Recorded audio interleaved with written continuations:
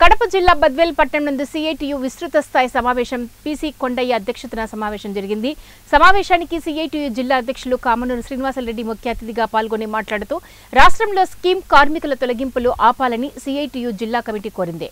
గతంలో పరిష్కారం కాని సమస్యలను కొత్త ప్రభుత్వం పరిష్కరిస్తుందని, అంగన్వాడీలు, ఆశా, మధ్యాహ్నం భోజన తదితర స్కీమ్ కార్మికులు ఎదురుచూస్తున్నారని తెలిపారు. ప్రభుత్వంలోకి వచ్చిన పార్టీ కింది స్థాయి నాయకులు స్థానికంగా పనిచేస్తున్న అంగన్వాడీ టీచర్లు, హెల్పర్లను పని మానేయాలని బెదిరిస్తున్నారని, తద్వారా వారి మనుషులను పెట్టుకునేందుకు ప్రయత్నిస్తున్నారని పేర్కొన్నారు. పల్నాడు జిల్లాలో ఒక అంగన్వాడీ వర్కర్ ఈ ఒత్తిడి తట్టుకోలేకే ఆసుపత్రిలో చేరాల్సి వచ్చిందని వివరించారు.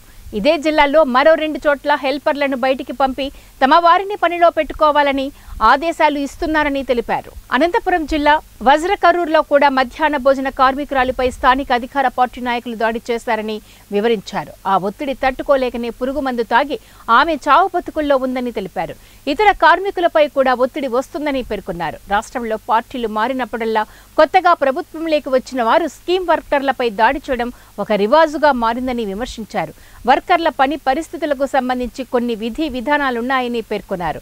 ప్రజాస్వామ్యానికి వ్యతిరేకంగా వ్యవహరిస్తున్న అధికార పార్టీ వారిపై ముఖ్యమంత్రి చంద్రబాబు నాయుడు చర్యలు తీసుకోవాలని, అసంఘటిత తరమైన కార్యక్రమాలకు చెక్ పెట్టాలని, కార్మికులకు సమగ్ర చట్టం ఏర్పాటు చేయాలని, కాంట్రాక్ట్ అవుట్ సోర్సింగ్ కార్మికులకు ఉద్యోగ భద్రత కల్పించాలని ప్రభుత్వాన్ని కోరారు. కాంట్రాక్ట్ ఉద్యోగులు, అవుట్ సోర్సింగ్ ఉద్యోగులకు అప్పుడే ప్రభుత్వం వచ్చి 4 రోజులు కూడా కాలేదు, అప్పుడే అనేక ఇబ్బందులు పెడతారు. రోజు ఏదో ఒక జిల్లాలో అక్కడ ఉన్న కార్యకర్తలు, తెలుగుదేశం పార్టీ కూటమి కార్యకర్తలు వెళ్లి దాడులు చేయడం, వాళ్ళ ఉద్యోగాల నుంచి రాజీనామా చేయమని చెప్తున్నారు. అనంతపురం జిల్లాలో నిన్న ఒక ఆమె పురుగుల మందు తాగి ఆమె హాస్పిటల్ ఉంది. ప్రకాశం జిల్లాలో ఒక అంగన్వాడీ ఆమె పురుగుల మందు తాగి ఆమె హాస్పిటల్ ఉన్నది. అట్లాగే పల్నాడు జిల్లాలో మరొక అంగన్వాడీ టీచర్ను, ఆశా టీచర్ను దాడి చేస్తే ఆమె కూడా రాజీనామా చేయడానికి సిద్ధంగా ఉన్నది. ఈ రాష్ట్ర ప్రభుత్వం గుర్తుపెట్టుకోవాల్సిన అవసరం ఉంది.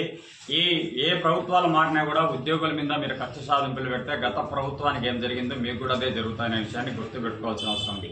గతంలో ఉమ్మడిగా ఉన్నప్పుడు చంద్రబాబు నాయుడు గారు 2/94 చట్టాన్ని తీసుకొచ్చారు.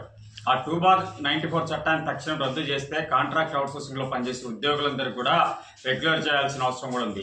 ఒకవైపునేమో సుప్రీంకోర్టులేమో తీర్పు ఇస్తాయి, ఎవరైతే సమాన పనికి పనిచేస్తారో సమాన వేతనాలు ఇవ్వాలని చెప్తున్నారు. కానీ ఆంధ్రప్రదేశ్ లో ఎక్కడ కూడా సమాన పనికి సమాన వేతనం ఇవ్వలేదు. ఒకే ఆఫీస్ లో 2 కుర్చీలలో ఒక రెగ్యులర్ ఉద్యోగి ఏమో 80,000 లక్ష రూపాయల వేతనం తీసుకుంటే అక్కడ పనిచేస్తున్న కాంట్రాక్ట్ అవుట్సోర్సింగ్ ఉద్యోగి ఇవాళ 15,000 రూపాయలు కూడా దాటి వేతనాలు తీసుకోవడం లేదు. మరొక సమస్య ఏంటంటే వీళ్ళందరూ కూడా ఏదైతే ప్రభుత్వ లాగిన్ పోర్టల్లో వీళ్ళందరూ కూడా ప్రభుత్వ ఉద్యోగులు అని చెప్పి వీళ్ళకి ప్రభుత్వం వైపు నుంచి ఇచ్చే సంక్షేమ పథకాలు ఏవి కూడా అమలు కాకుండా ఈరోజు రేషన్ కార్డు కానీ, అమ్మఒడి కానీ, అట్లాగే ఏదైతే సూపర్ 6 గా పెట్టారో ఇవన్నీ స్కీములలో కూడా లేకుండా చేస్తున్నారు.